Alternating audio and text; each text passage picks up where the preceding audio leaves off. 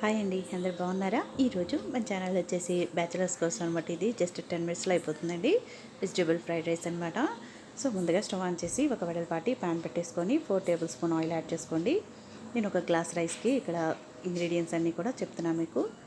Oil heat అయినాక సన్నగా తరిగినటువంటి onions, carrot, potato, capsicum, 2 chillies అండి.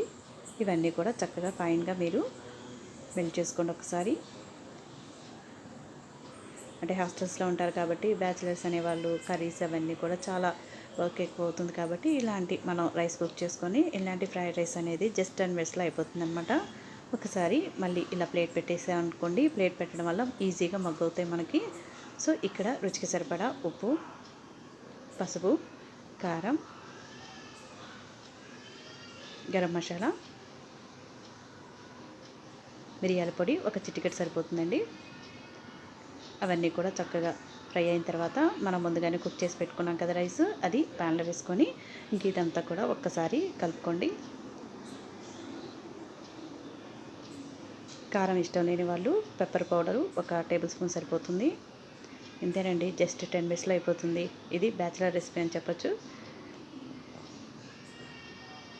ఐ హోప్ ఈ వీడియో మీకు నచ్చింది అనుకుంటున్నాను. నచ్చితే కనుక కంపల్సరీగా లైక్ చేయండి, షేర్ చేయండి, కామెంట్ చేయండి. కొత్తగా ఎవరైనా సరే చూస్తుంటే సబ్స్క్రైబ్ చేసుకోండి. సో లాస్ట్గా మనం ఆనియన్స్ లెమన్తో ఇలా గార్నిష్ చేసుకోవడమే.